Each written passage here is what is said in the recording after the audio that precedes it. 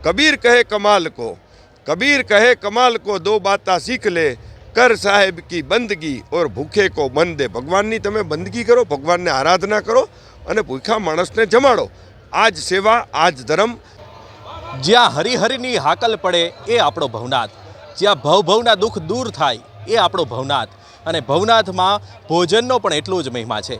ભજન, ભોજન અને ભક્તિનો આ ત્રિવેણી સંગમનો ભવનાથનો મેળો અત્યારે હાલમાં શરૂ છે। ત્યારે જૂનાગઢના આપાગીગાના ઓટલા ખાતે દરરોજના લાખો લોકો અહીં પ્રસાદી લેતા હોય છે। આપાગીગા ઓટલાના મહંત આપણી સાથે છે। નંદબાપુ, કઈ રીતની હાલી અહીં જે સુવિધાઓ કરવામાં આવી છે, કઈ રીતે મહાશિવરાત્રિનો મેળો અત્યારે યોજાતો હોય છે, આપણી કેવી તૈયારી? આ મહાશિવરાત્રિનો મેળો આદિ અનાદિ કાળથી ચાલ્યો આવે છે। સાધુ સંતો, લોકો, સેવકો, મહંતો, ભાઈઓ બહેનો, માતાઓ સૌ અહીંયા સંતોના દર્શન કરવા માટે પધારે છે। ત્યારે અમારા પરમ પૂજની સદગુરુદેવ શ્રી જીવરાજ બાપુના આદેશથી અમે છેલ્લા 9 વર્ષથી અહીંયા એક નાનકડું અન્નક્ષેત્ર ચલાવવાનો પ્રયત્ન કરીએ છીએ। અમે માત્ર નિમિત્ત છીએ। ચલાવવાવાળો ભોળોનાથ, આપોગીગો, મા બહુચરાજી, અંબાજી, ગુરુદત્ત ભગવાન છે। આ એની જગ્યાઓ છે, આ બધું એનું કાર્યક્રમ છે। પણ અમે વધારેમાં વધારે લોકોને મહાપ્રસાદ મળે।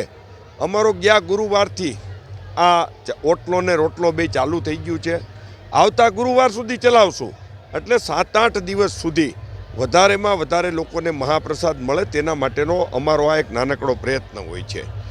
અહીંયા મહાશિવરાત્રિના દિવસે ભગવાન સદાશિવ ભોળાનાથ પોતે મૃગીકુંડની અંદર સ્નાન કરવા આવતા હોય છે। ત્યારે સૌ લોકોની આસ્થા ખૂબ મોટા પ્રમાણમાં અહીંયા જોડાયેલી છે। અત્યારે વર્લ્ડનો મોટામાં મોટો જે આપણે પ્રયાગરાજની અંદર મહાકુંભ ચાલી રહ્યો છે, તો એની અંદર આપણે જોયું કે સનાતન ધર્મની કેવડી મોટી આસ્થા, કેવડી મોટી શ્રદ્ધા। અત્યાર સુધીમાં 52-53 કરોડ લોકોએ સ્નાન કર્યું। એમ જૂનાગઢ નાનું ક્ષેત્ર છતાં પણ સૌરાષ્ટ્ર ગુજરાતમાંથી લાખોની સંખ્યામાં અહીંયા લોકો મેળો કરવા આવે છે। તો અમારા દ્વારા, આપાગીગાના ઓટલા દ્વારા, આપાગીગાના ઓટલા દ્વારા રોજ શુદ્ધ ઘીની 2 મીઠાઈ હોય, 2 શાક હોય, દાળ, ભાત, રોટલી, છાશ। આજે પાઉંભાજી છે, તમે આટો મારો, લાઈવ ઢોકળા હશે, પાઉંભાજી હશે, છોલે ચણા હશે। એમ સાંજે અલગ અલગ, સવારે અલગ અલગ, 2 થી 3 2 મીઠાઈ મિનિમમ। અને મહાશિવરાત્રિના દિવસે ટન મોઢે શ્રીખંડ। લોકો માટે 10 થી 12 ફરાળી આઈટમ હોય, સાથે સાથે જમવાનું હોય।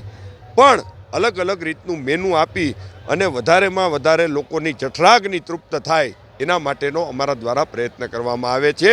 અમારા સદગુરુ શ્રી જીવરાજ બાપુનો આદેશ અને આપાગીગાની આસ્થા, શ્રદ્ધા, પ્રેરણા આ બધું ચલાવે છે। અમે તો ફક્ત ને ફક્ત આની અંદર ખાલી નિમિત્ત માત્ર છે, કરવાવાળો કોક છે। બોલો આપાગીગાની જય। આટલા વર્ષોથી અન્નક્ષેત્ર ચલાવો છો, તમારી લાગણી કેવી છે ભક્તોની સાથે? અન્નક્ષેત્ર પહેલી વસ્તુ અમે ચલાવતા નથી।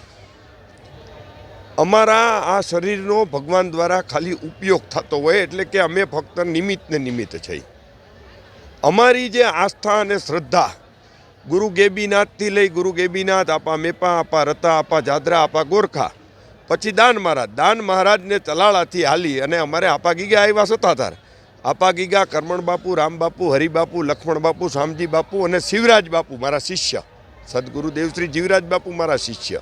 અમારી આ બધી જગ્યાઓ છે એ ભક્ત કોટીની જગ્યા છે। એટલે ભક્ત કોટી એટલે શું કે લોકોની સેવા। આવો બાપા, બેસો બાપા અને જમો બાપા। એટલે વધારેમાં વધારે જેટલી લોકોની સેવા થઈ શકે એ તમારે કરવાની છે। અને એ સેવા કરવાનો અમારા ગુરુ પીરોની જે આજ સુધીની પરંપરાઓ છે, એ પરંપરાઓને આગળ ધપાવવા માટેનો અમારો એક નાનકડો પ્રયત્ન છે। એની અંદર આપાગીગા હોય, ગુરુ ગેબીનાથજી હોય, આપા મેપા હોય, અથવા તો અમારા સદગુરુદેવ જીવરાજ બાપુ, આ સૌના આશીર્વાદ, મા બહુચરાજી, ભોળાનાથ, દ્વારકાધીશ, ભૂત બાપા, આ બધા આશીર્વાદથી બધું ચાલે છે। અને કીધું છે અમારા ગુરુ પીરો કહેતા, કબીર કહે કમાલ કો દો બાતા सीख ले, कर साहेब की बंदगी और भूखे को मन दे। ભગવાનની તમે બંદગી કરો, ભગવાનને આરાધના કરો અને ભૂખા માણસને જમાડો। આજ સેવા, આજ ધર્મ। માનવતાવાદી પ્રવૃત્તિઓને તમે સાથે લઈને ચાલો, એથી મોટો એકેય ધર્મ છે નહીં। અને ધર્મ કરતાં પણ તમારું કર્મ તમે જેવું કર્મ કરો એવું તમને મળવાનું છે. એટલે તમે તમારું કર્મ છે એને સારો કરવાનો પ્રયત્ન કરો એટલે ઓટોમેટિક તમને બધું સારું મળશે. એટલે કીધું છે ધર્મ સે બડો કર્મ હે એમ. જય આપા ગીગા. તો આ હતા આપા ગીગાના ઓટલાના મહંત નરેન્દ્ર બાપુને તેમણે જણાવ્યું કે તેમના ગુરુ દ્વારા જે અત્યાર સુધીમાં તેમને ઉપદેશ આપવામાં આવ્યા છે ને તે ઉપદેશને તેઓ અનુસરી રહ્યા છે ને અત્યારે હાલમાં શિવરાત્રિના થોડા દિવસો બાદ અને શિવરાત્રિના થોડા દિવસો પહેલાંથી એટલે કુલ 7 થી 8 દિવસ સુધી આ નક્ષત્ર શરૂ રહે છે અને અહીં હજારોની સંખ્યામાં લાખોની સંખ્યામાં જે આવતા શ્રદ્ધાળુઓ છે અહીં પ્રસાદી લે છે. આશિષ પરમાર, લોકલ 18, જૂનાગઢ.